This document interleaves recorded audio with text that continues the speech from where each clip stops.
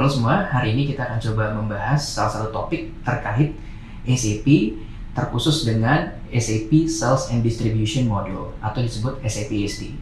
Nah, di sini aku akan coba menjelaskan beberapa poin penting di dalam modul SD. Yang pertama adalah Sales Organization atau Organization Structure dari modul SAP SD. Setelah itu kita akan bahas terkait proses-proses inti di dalam bisnis proses SD. Kemudian master data apa saja yang penting di dalam modul SD, dan yang terakhir adalah salah satu konsep availability to promise, yaitu salah satu availability check yang ada di proses sales ya, atau sales order.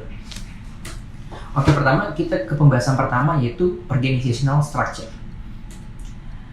Setiap modul di SAP memiliki organization structure-nya masing-masing, tidak terkecuali dengan SD.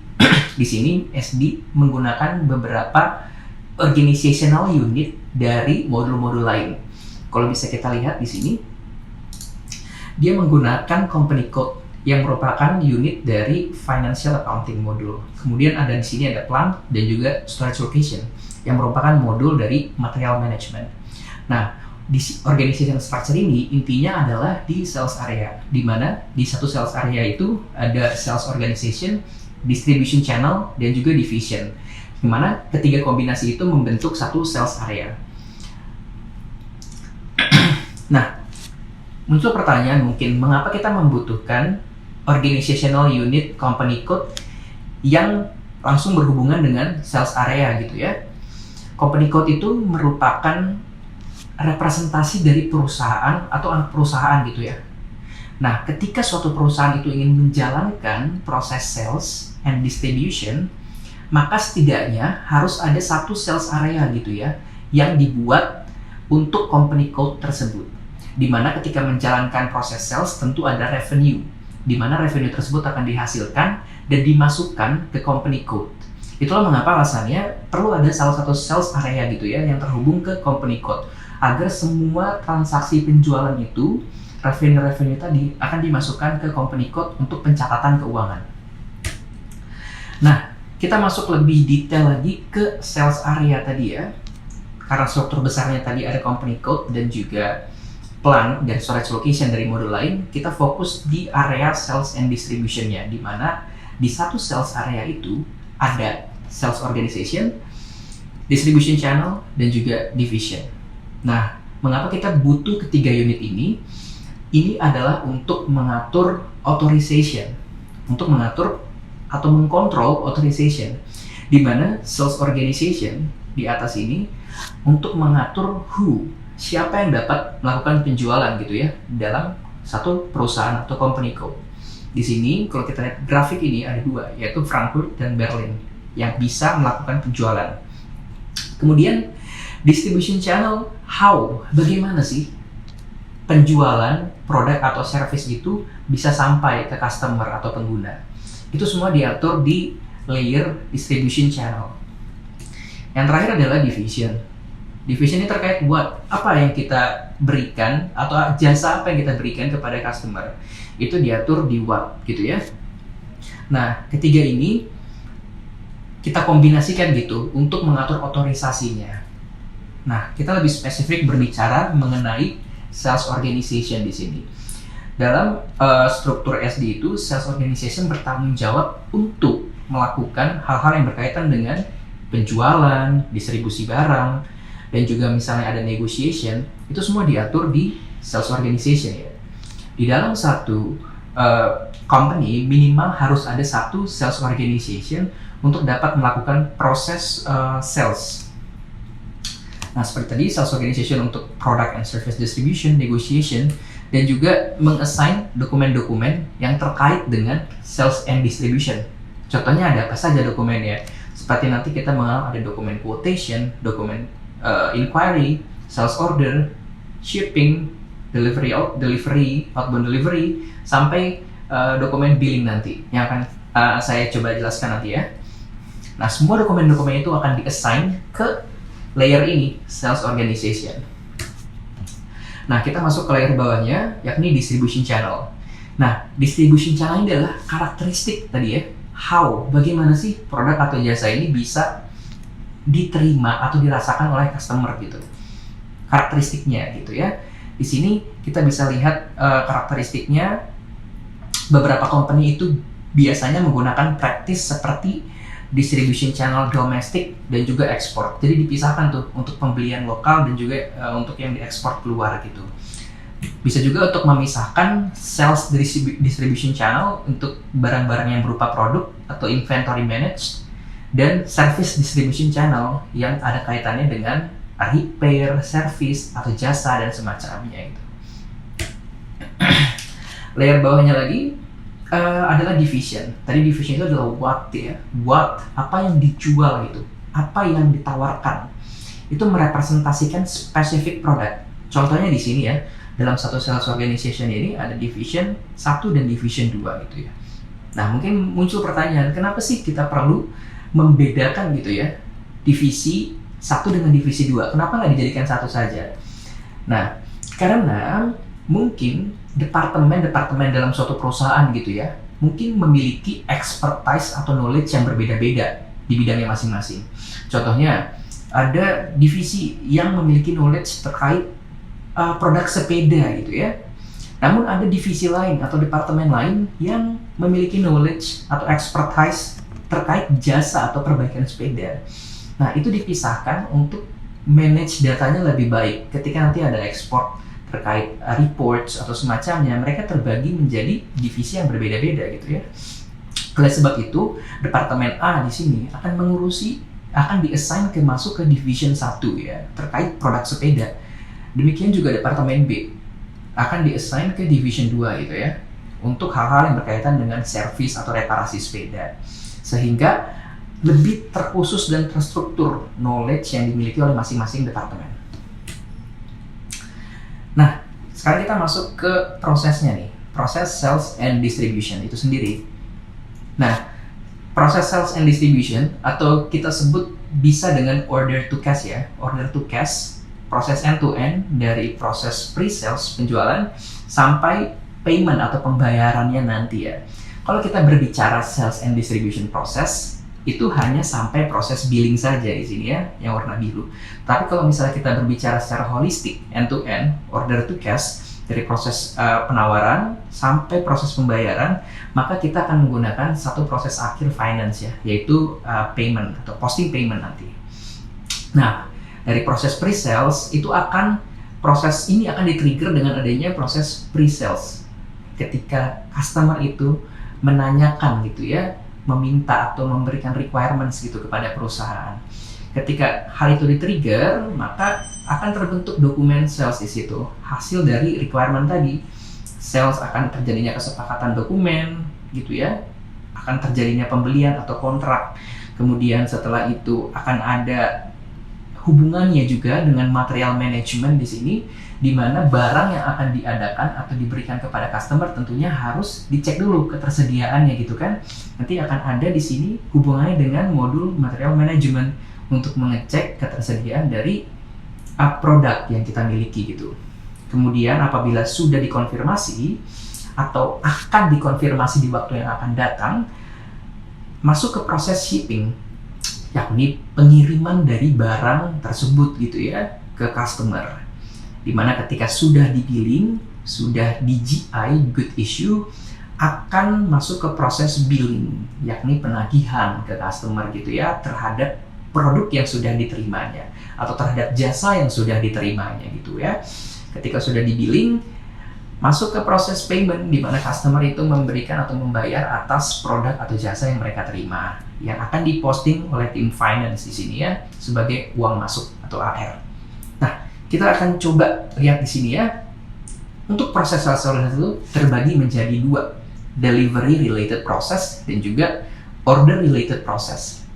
Nah, maksudnya apa? Delivery related process adalah proses yang berkaitan dengan adanya proses pengiriman gitu ya.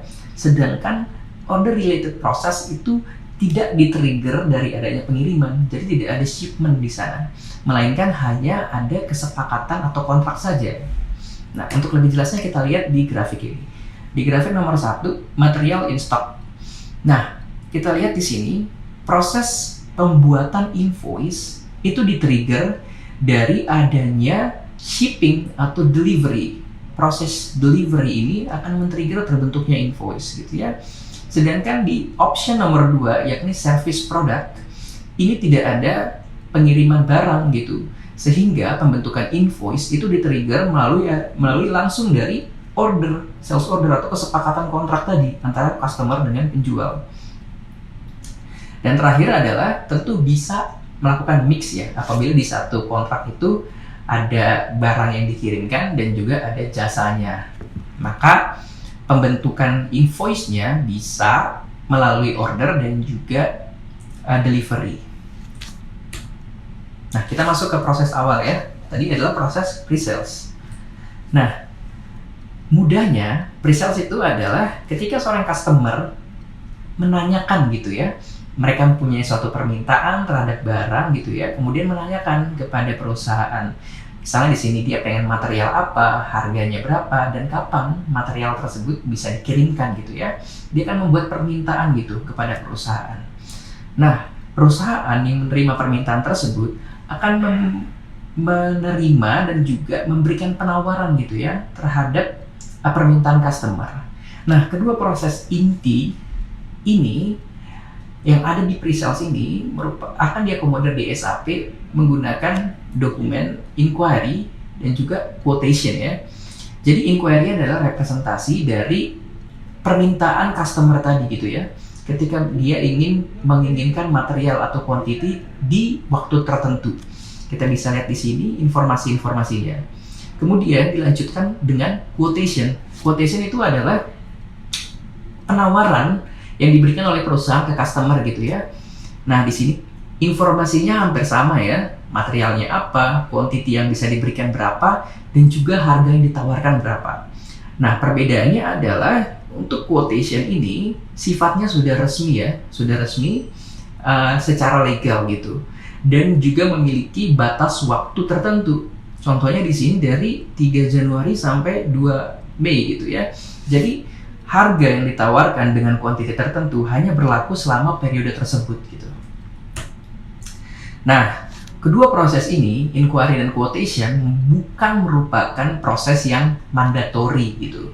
Jadi proses sales and distribution dapat tetap berjalan tanpa adanya kedua dokumen ini. Nah, ketika membuat quotation atau order, kita bisa mereferensikan datanya dari preceding document atau dokumen yang sudah dibuat sebelumnya. Contohnya di sini quotation gitu. Kita bisa mengambil data-data yang ada di quotation berdasarkan data dari inquiry. Kita bisa melihat di sini direferensikan materialnya dan juga kuantitinya. Nah, kita bisa lihat di sini juga ternyata kita bisa mereferensikan parsial.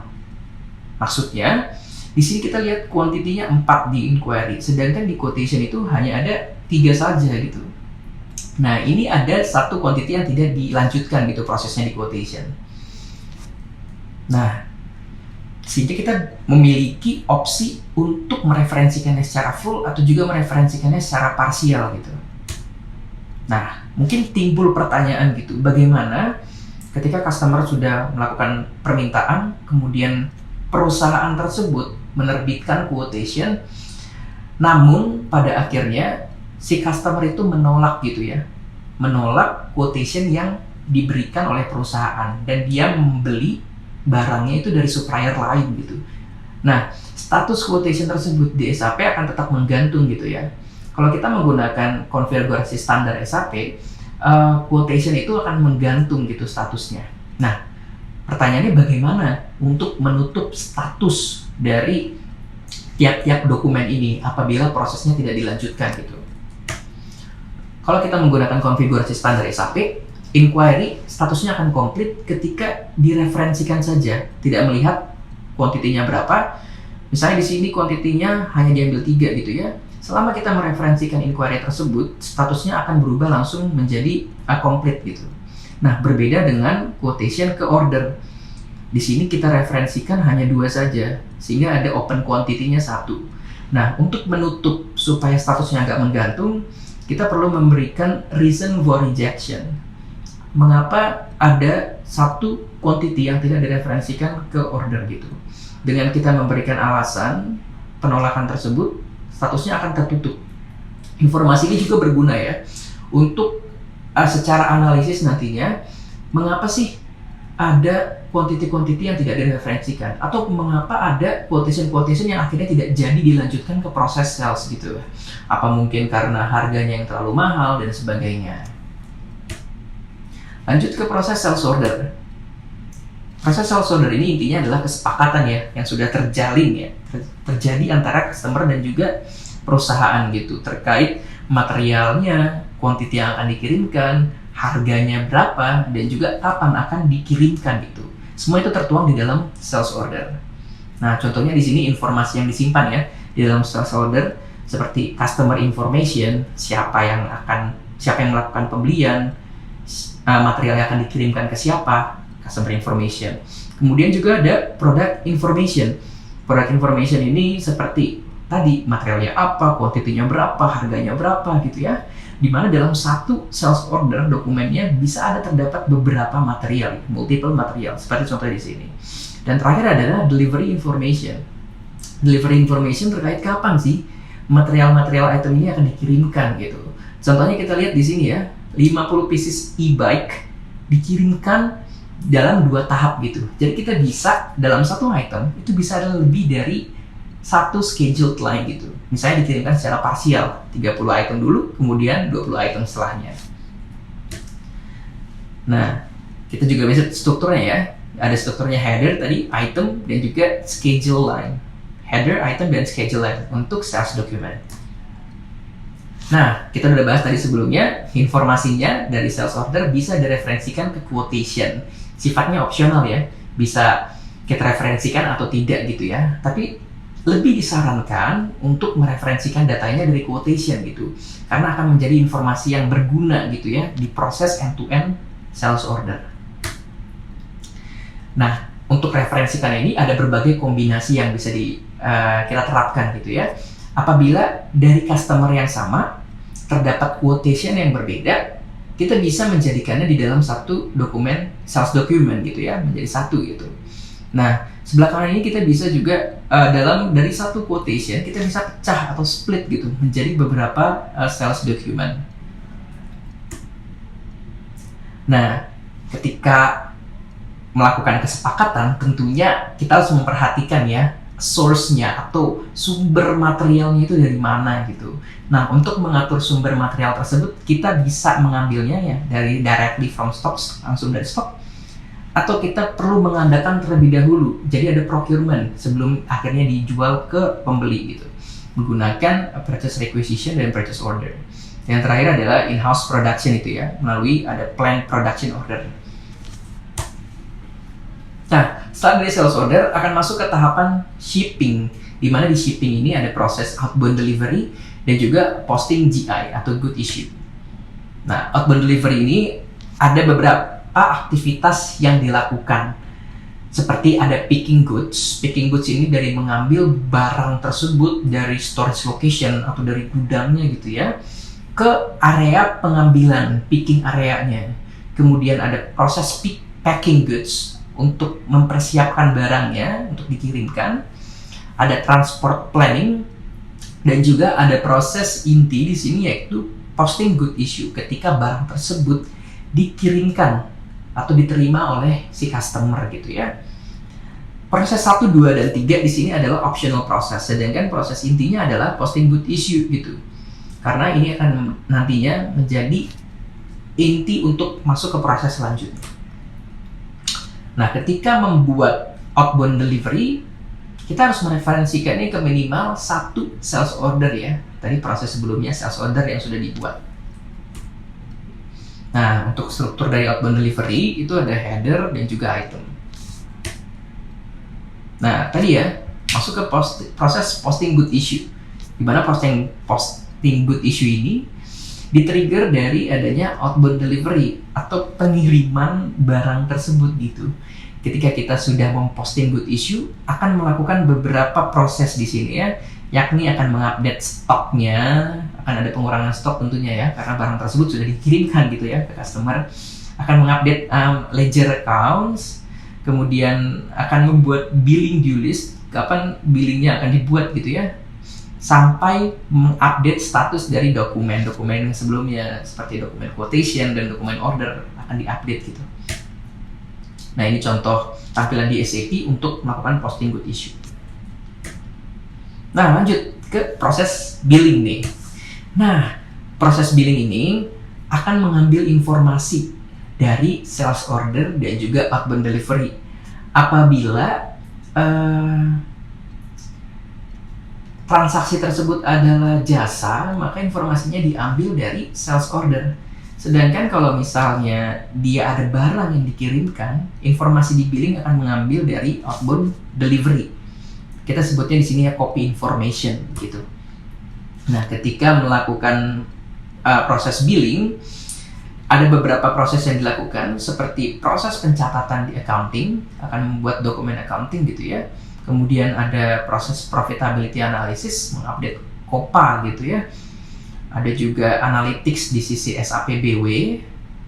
Kemudian kita akan menambahkan kredit ke customer tersebut. Dan yang terakhir kita mengupdate status dari dokumennya. Nah, kita lihat di sini ya, dokumen invoice pada proses billing itu mereferensikan data dari sales order kalau misalnya dia bersifat jasa tadi ya, dan juga delivery, ngambil data copy information dari delivery kalau misalnya ada barang yang dikirimkan. Nah, proses terakhir adalah posting invoice payment. Seperti yang saya sudah jelaskan tadi sebelumnya ya, kalau misalnya proses payment ini sebenarnya tidak masuk dalam proses sales order, sales and distribution, tapi lebih ke order to cash secara menyeluruh gitu ya, dari penawaran sampai pembayaran gitu. Nah, billing ini akan men-trigger proses posting gitu ya. Apabila sudah diposting gitu pembayaran dari payment, pembayaran dari customer, incoming payments yang sudah diposting oleh financial, akan terbentuk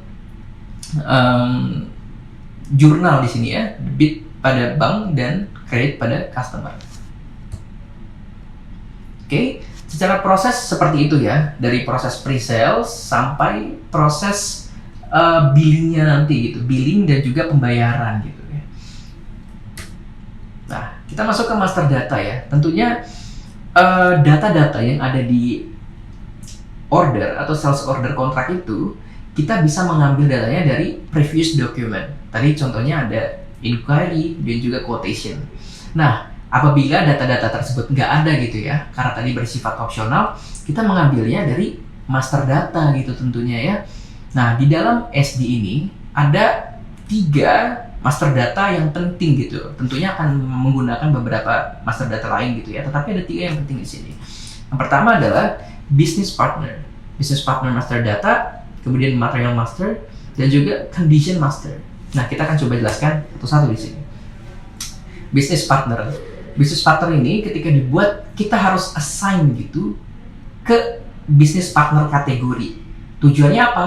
Untuk kita mengetahui siapa sih si business partner ini, dengan siapa kita sedang menjalin kerjasama gitu ya. Apakah organisasi atau individual ataupun grup gitu. Nah, ketika ingin menggunakan business partner di dalam proses SD, kita perlu mengassign istilahnya role gitu ya. Role-nya ini ke dalam business partner tersebut untuk bisa menggunakannya. Nah, ketika kita mengassign role customer ke business partner tersebut, SAP akan mengassign partner function di sini ya ke customer tersebut gitu ya. Jadi kita untuk menggunakan business partner di dalam proses SD, terlebih dahulu kita harus assign role customer gitu. Sama seperti proses yang ada di material management, ketika kita melakukan pengadaan, business partner tersebut kita anggap sebagai vendor gitu ya. Sedangkan di SD kita anggap sebagai customer. Nah, ketika kita udah assign role customer, di sini ada partner function. Partner function itu terdiri atas sold to party, ship to party, sampai payer. Nah, sold to party ini adalah siapa sih tadi customer yang melakukan permintaan, yang memberikan permintaan gitu kepada perusahaan. Kemudian ship to party adalah customer yang menerima material yang sudah kita kirimkan. Bill to party adalah customer yang menerima tagihan dari perusahaan. Dan terakhir payer, perusahaan atau customer yang melakukan pembayaran gitu atas billing yang sudah diterbitkan. Nah, ini akan sering terjadi gitu ya, perubahan di customer master data. Tentunya pasti business partner itu akan berubah-ubah dong, baik mungkin address-nya, Incoterms-nya, dan data-data lain gitu ya. Nah, di sini apabila terjadi perubahan data selama proses sales sedang berlangsung, ada pembatasan yang diberikan oleh SAP gitu ya. Contohnya di sini, master data lamanya, address dan Incoterms kita ubah gitu datanya. Nah, di dalam dokumen sales order, data Incoterms ini tidak akan berubah gitu ya. Seluruh data itu nggak akan berubah. Apabila kita mau merubahnya di sales document, kita harus merubahnya secara manual gitu. Kita harus merubahnya langsung di dokumen salesnya. Nah, sedangkan ada pengecualian nih untuk address. Untuk address SAP langsung melakukan adjustment gitu di dokumen sales ordernya. Nah, sedangkan untuk data-data lain kecuali address kita harus merubahnya secara manual ya di dalam dokumen salesnya. Nah, masuk ke material master di sini. Material master ini tentunya dibutuhkan di seluruh bisnis proses ya, dari pengadaan, material management, mungkin di FI juga dipakai, di plan apalagi juga dipakai, dan juga di proses SD ini. Nah, di sini di SD material master itu dibagi menjadi beberapa master material type gitu ya, untuk membedakan basic types ya, tipe-tipe dari material master yang ada. Di sini trading goods atau produk itu HAWA, service itu DN, NLAG, non-stock material, dan packaging material EVRP. Nah, tentunya informasi yang ada di SAP ini digunakan material master yang sudah ditambahkan tadi akan digunakan oleh setiap departemen gitu. Di mana setiap departemen ini memiliki kebutuhan informasinya masing-masing. Contohnya departemen sales, dia memiliki kebutuhan informasi yang berbeda gitu dengan accounting. Nah, bagaimana SAP bisa memberikan atau bagaimana SAP bisa membagi-bagi informasi tersebut sehingga apabila ada informasi yang sifatnya konfidensial ya bagi suatu departemen itu tidak bisa dilihat oleh departemen lain. Nah, kasusnya di sales and distribution ini kita bisa membagi informasi tersebut dalam istilahnya tab ya, tab pages gitu ya. Jadi, atas suatu material, apabila informasinya bersifat general, kita masukkan di dalam basic data. Sedangkan untuk informasi-informasi yang sifatnya hanya terkhusus untuk organization tertentu, dan juga terkhusus untuk plan tertentu, itu bisa dimasukkan di dalam tab-tab itu.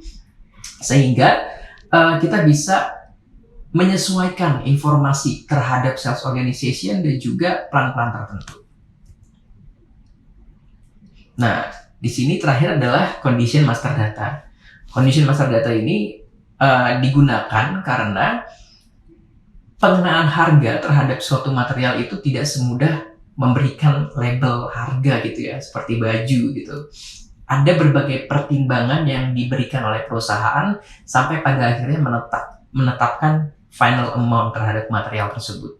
Nah, di sini ada beberapa kondisi seperti harga, kemudian diskon, freight charge, biaya pengiriman, sampai pajak yang dikenakan. Nah, di sini kita bisa lihat setiap kondisi-kondisi tersebut menjadi perhitungan ya di SAP gitu. Contohnya di sini harga kotornya adalah 1.300. Ada diskon di sana, ada freight price, kemudian ada nilai langsung, dan juga ada pajak di sana, sehingga total amount-nya menjadi 1.320.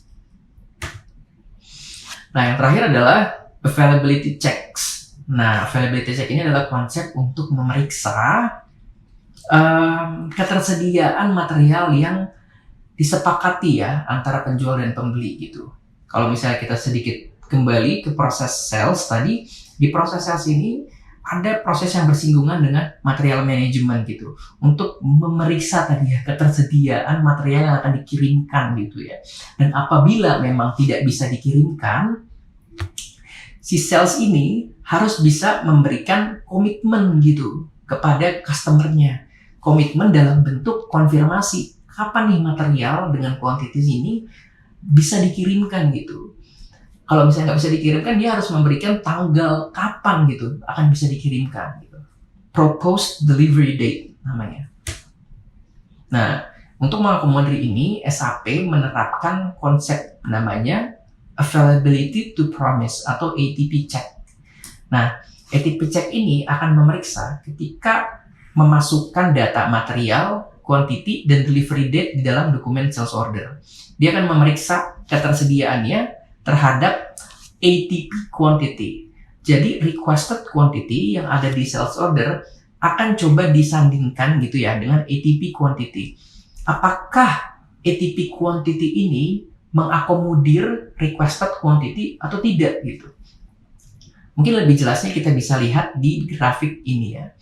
Nah, di atas ini material TATP 100 ada 3 kali pengadaan gitu ya, menggunakan PO 80, kemudian 60, dan juga 40 gitu. Jadi ATP quantity-nya adalah akumulasi dari purchase order tadi, sehingga ada 180 quantity. Nah, ketika ada muncul sales order di tanggal 10 bulan 7 gitu ya, tanggal 10 bulan 7, ada sales order dengan quantity 70.